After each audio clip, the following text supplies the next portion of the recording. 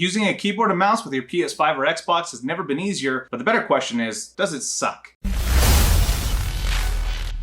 What's up guys, I'm here on my channel Geared Inc, where I get to share what I'm passionate about with you. To my channel, that's PC Tech, games, and gear. Today we're not talking about PC Tech specifically, but we are talking gaming, specifically consoles. So I have a PS5, I bought it MSRP for the exclusives, when it first came out, and that's not a great argument because obviously exclusives are not becoming exclusive pretty quickly here. Now recently, a friend of mine wanted to play Apex Legends together, but he wanted to use a keyboard and mouse. He also has a PS5. Don't worry, he used to be a PC gamer, and I'm trying to do the Lord's work by converting him back to PC gaming. However, even though the PS5 does support keyboard and mouse integration, Apex Legends does not. But it did open up an opportunity for me to see what that experience was going to be like, because I had two main questions. How easy was it to use, and how sucky was it potentially going to be? I wanted to also use a wireless keyboard and mouse because I don't think a lot of people have their consoles in a position, like if you're gaming on a TV, where it's close enough for like a keyboard and mouse comfortably, like the cables typically aren't long enough. Plus, wireless keyboard and mouse gaming is superior in my estimation. It's fast enough now, like there's virtually like no latency, and so I don't see any reason not to do it, especially when my PS5 sits here in kind of this rat nest of cables and I'm projecting it literally like 30 feet away with this projector against this wall.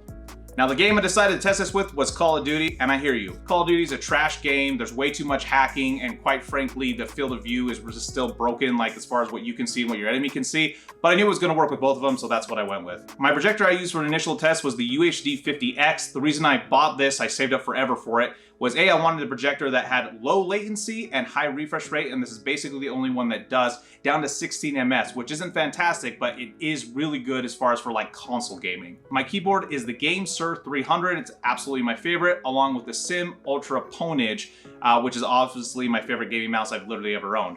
Now the secret sauce that makes this work is a dedicated 2.4 receiver. This is super important because Bluetooth is garbage. Do not do that or else you're gonna have a bad time. And then I wanted to see kind of how easy it was just to get the keyboard up and running.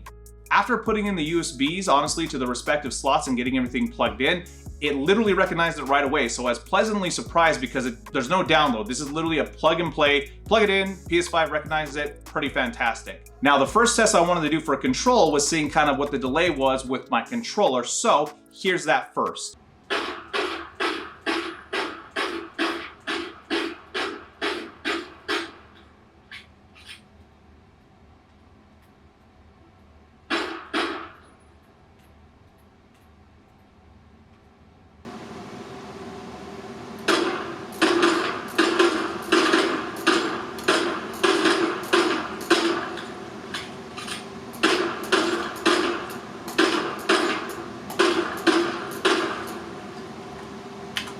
So you can see in like an apples to apples comparison, I mean, it's virtually the same in terms of delay. Like obviously the feeling is different, but one thing that was kind of broken was, if you notice when I click, sometimes it would fire twice, and that is definitely something where that's a little bit of a glitch. But in terms of like delay, didn't really feel like there was any, and quite frankly. The next thing I wanted to do was drop into an actual game, and I was pretty surprised. When I was gaming, it literally felt more or less the same. Like, I think if you want to use this with a projector or TV, it's really going to be a good experience, and you're not going to notice really any delay that you would notice otherwise, just because it's going to be about the same either way. Now I hear you guys who are saying, but what about a high refresh rate monitor? What if you're using this in place of a gaming computer because GPU prices are so high that you haven't been able to put together your new gaming machine? Well, I tested that next. When I was doing this, guys, after like 60 seconds, I couldn't tell the difference. Like, for me, when I was playing this, there was no delay. Like, no delay in shooting, no delay in movement. Like, everything felt really, really good. It was very, very surprising. The only way that I would know that I wasn't using my computer is I play at 1440p, and this was downscaling to 1080p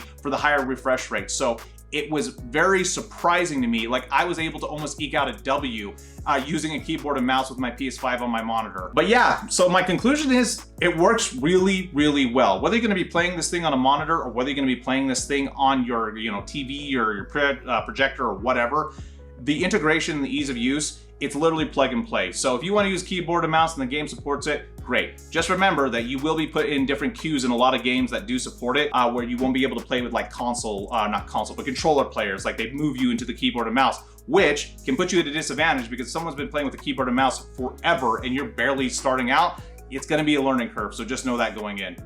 Anyway, guys, this was a really fun video for me. I hope you enjoyed it, but leave me a thumbs up if you thought it was great, a thumbs down if it was terrible. Remember to get subscribed and hit that bell icon so you know when these videos drop next. As I've said before, I'm working on another giveaway. I want to do one a month. But as always, guys, thanks for watching, and I hope to see every single one of you next time here on Geared Inc.